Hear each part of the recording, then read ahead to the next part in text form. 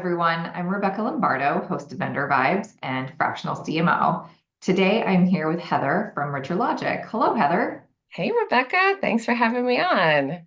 Thanks for joining me. So, what is Richer Logic?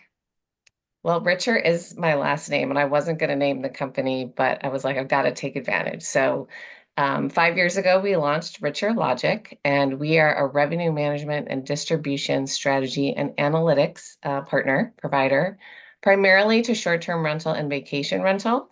And we do a little bit of hybrid hotel work. But we're really an extension of hospitality companies' teams, kind of revenue management and distribution for hire. So, what makes you guys unique or different? We are a very deep team with a history of doing revenue management and distribution across different industries. So, my partner and I, and then our senior leadership team, we've worked in revenue management and distribution for hotels, resorts, casinos, restaurants.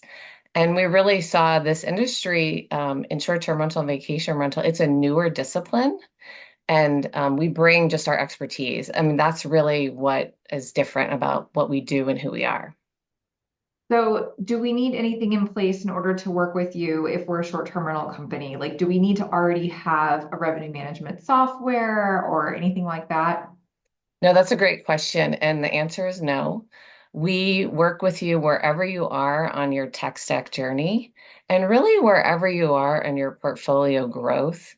The one thing we look for, so if you have less than 10 homes, we have a service level that can fit your needs. If you have 500 plus homes, that's obviously a different kind of service model. So we can flex kind of to fit what you need. What we're really looking for, though, are partners that want to grow. And those are the most fun ones, the ones where we've been working with them for 5 years and we've seen them like triple, quadruple in size. So, yeah. So if you'll work with folks who have like 10, 10 to over 500, are you limited in terms of geography? Do you only work with people who have properties in the US?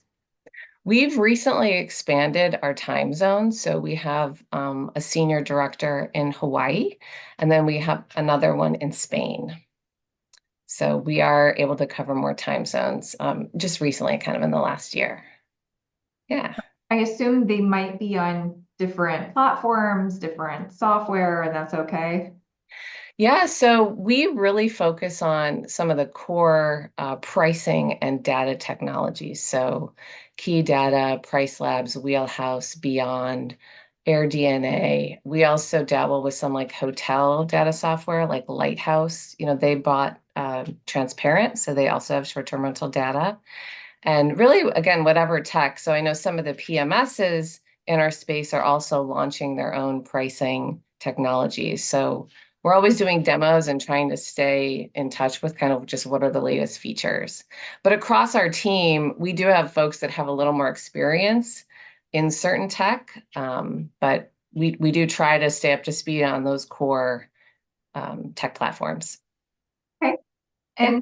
And if you have any anecdotes or stories about people who are happy with you, clients are happy with you right now, can you share a little bit about why they are so happy?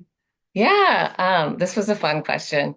So the first client we ever had, we still have, and they are the client that's grown in size significantly.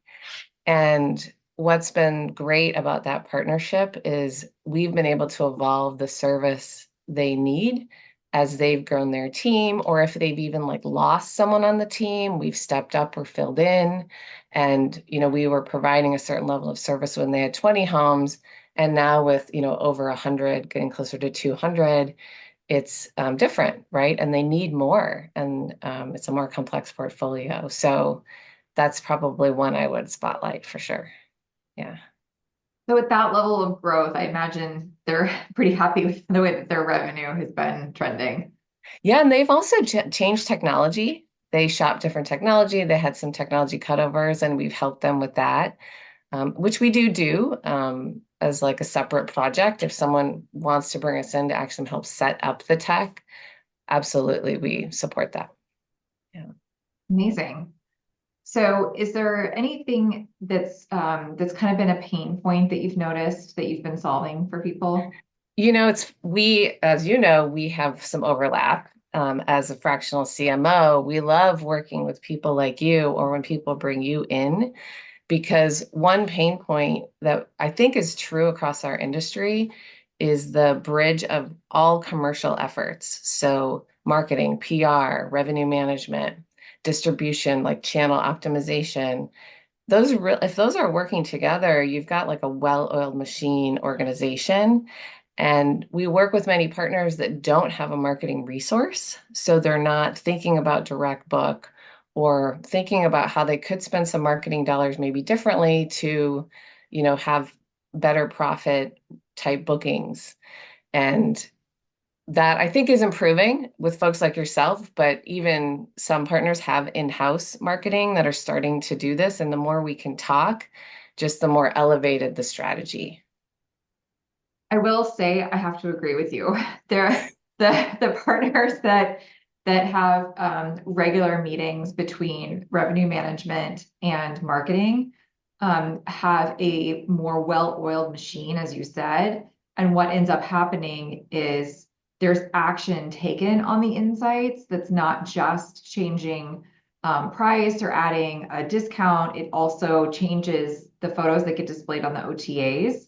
It's the whole like change in the way you market on the OTAs, in addition to the way you market on the website. Like there's a lot of implications that come out of those meetings that require like a professional marketer's execution, right? Yeah. So in those instances, I see a marked difference between those property management companies and the companies where either just the leadership or sales is having meetings with revenue management, but marketing is not in touch with them, or they're just not having revenue management meetings. Yeah, that could be the first issue. Yeah. Are you looking at data, sharing it, and then using those insights to take action?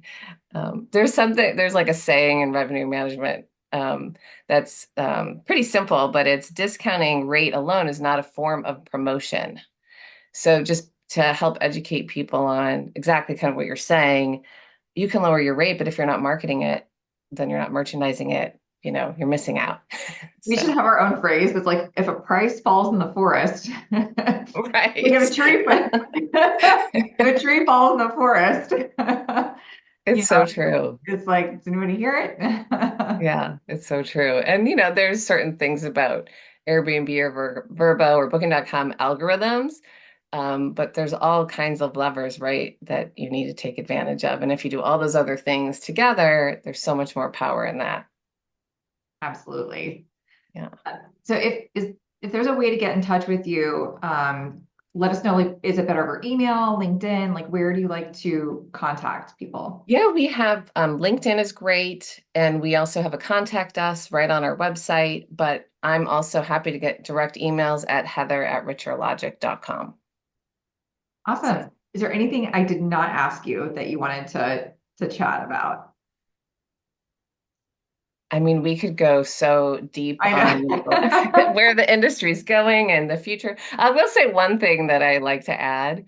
So, universities teach hospitality degrees, and a few of them actually have revenue management programs. So, Cornell is one of them. They teach hotel revenue management, they teach restaurant revenue management. I believe one day they will teach vacation rental and short-term rental revenue management. But that's just how new and I think how much we are in the infancy of this discipline in this industry. So, a lot more to come. Very Yeah. interesting. I agree as well. Well, thank you so much for your time today. It was a pleasure speaking with you. You too. Thanks, Rebecca. Cheers, everyone.